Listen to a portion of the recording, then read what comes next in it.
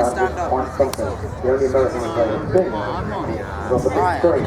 So both Lola and engineer appeared to be Everybody else is standing up.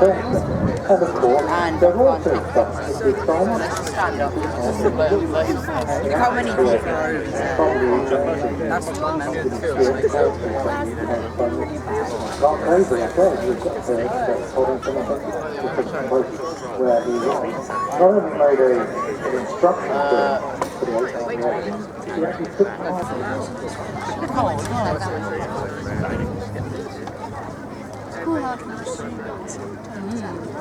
I guess we're just What about that? It's very, very seldom that a civilian warbird in Europe flies with an aircraft of the modern day US Air Force.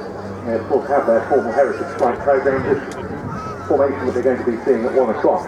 It's been dubbed the Heritage Flight Inspection for this weekend's commemoration. We're only seeing it as part of today's program. So you really are in for a treat, we hope.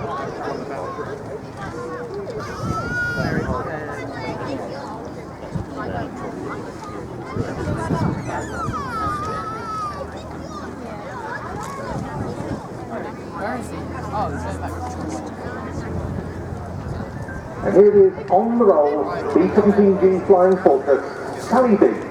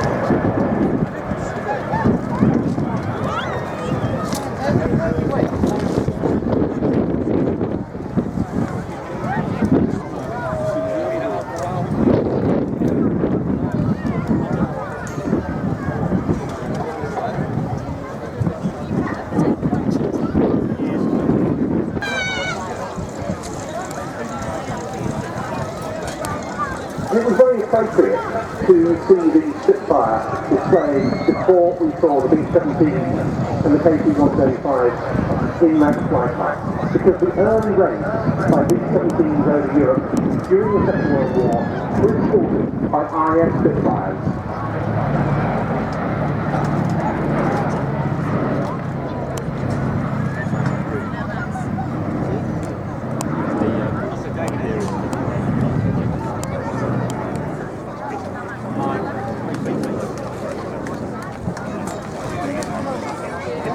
That, of course, was before but also the consolidated B-24 Liberators, one of which you can see in Duxford, American Air Museum. They were mainly attacking German industrial facilities and transport and resupply networks, targets like rail stations and marshalling yards.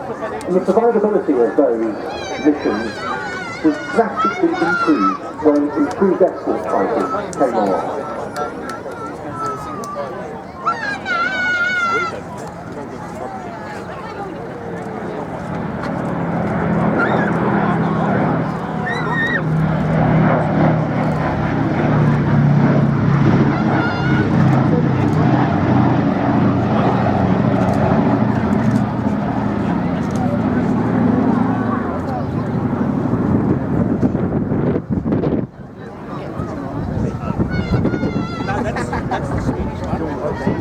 These aircraft were operating at high altitude. There, of course, it was desperately cold for the crews. They didn't have much armour protection to keep them safe. And there was the ever-present threat of enemy action. The losses were indeed very serious and continued so to be even after the Allies increasingly gained their superiority over Europe as the war progressed. Oh my days.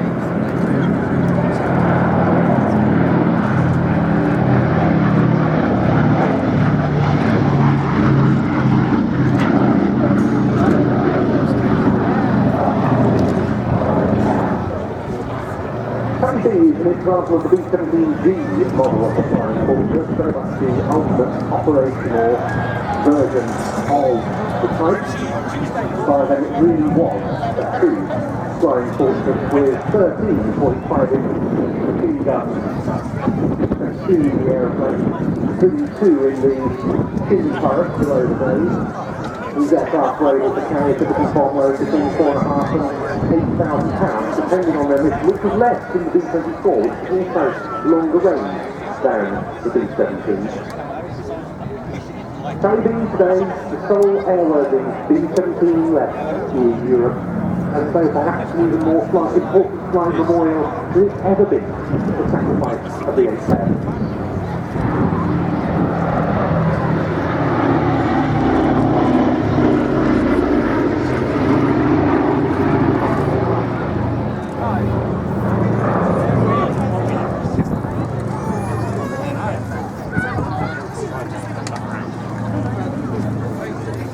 The aircraft privately operated from Duxford by B-17 Preservation under the leadership of the incredible Ellie Salingbo, and it's been flying under private operation for 51 years now, having arrived on the display circuit as a civilian aeroplane in 1975. It's an amazing record for a 4-engine heavy bomber, and it's particularly so when you consider the ups and downs that inevitably have been experienced over that time. But thankfully the aircraft has flown on with naval spectacles like the one with which we opened our show today.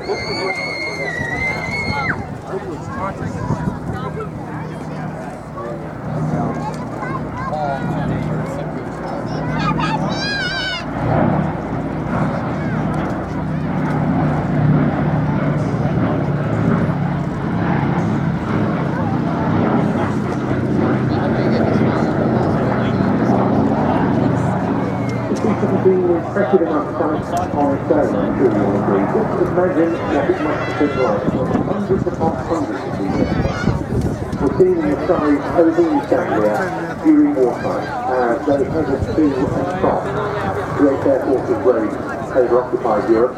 KC pays tribute to all of their crews, and indeed all of the American airmen who lost their lives during the Second World War. The scale of the 8th Air Force's losses in particular, operating from East Anglia, always bears the repeat of almost half of all the US Army Air Force's losses of the entire war was sustained by the 8th Air Force, which included 26,000 men killed. Their bombers, including B-17, conducted in excess of 440,000 operational sorties, which saw them dropping 697,000 tons.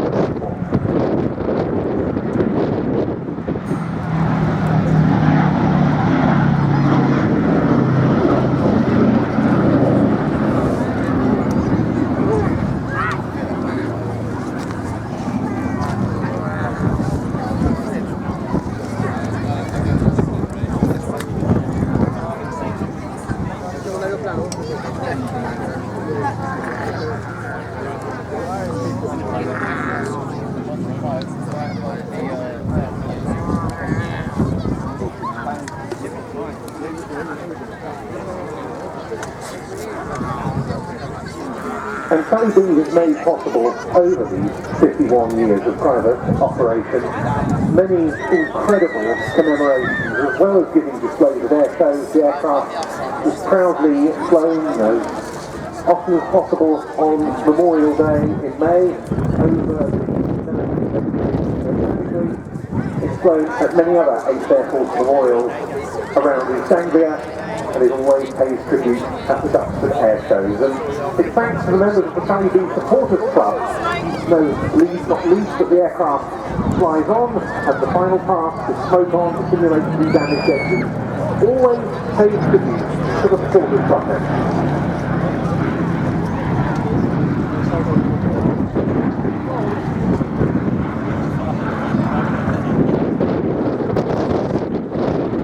Tests helped convince the US Air Force to procure the site as an interim tanker. Well, the rest is history.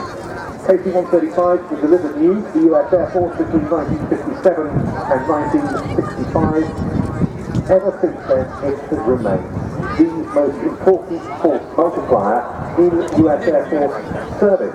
The 100-man fueling wing is the only permanently based US Air Force tanker unit in Europe. The aircraft are assigned to support missions by American and NATO assets across Europe and Africa. With the refueling boom extended for a single pass, the KC-135R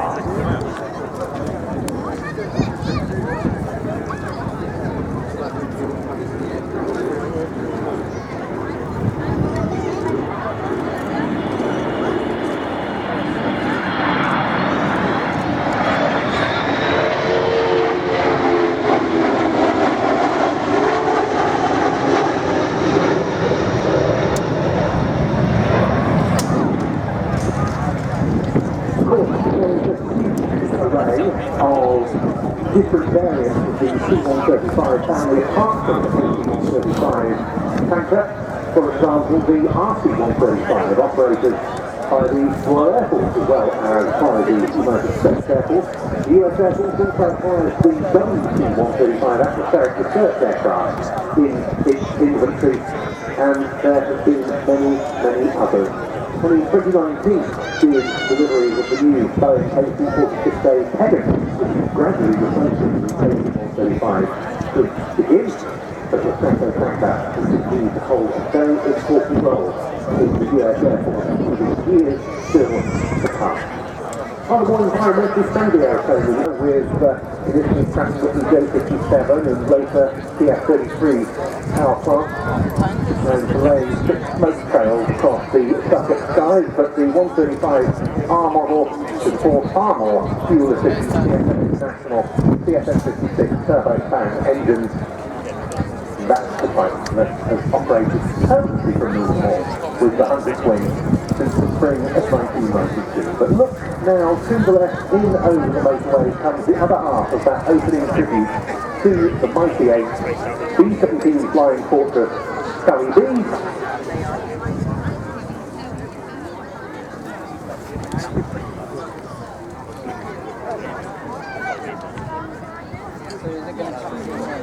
Yeah, it's going to literally take you right past.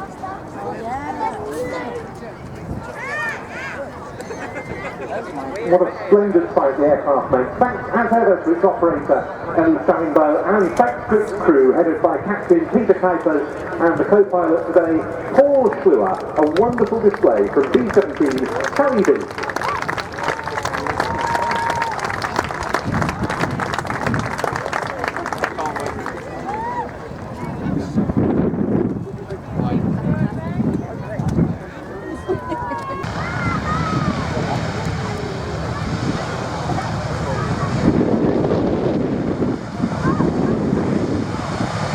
Aircraft on its own, today's contribution from the RAF Battleship Memorial Flight at RAF Farm Street in Lincolnshire. Major serious in order to be using a colour scheme because that job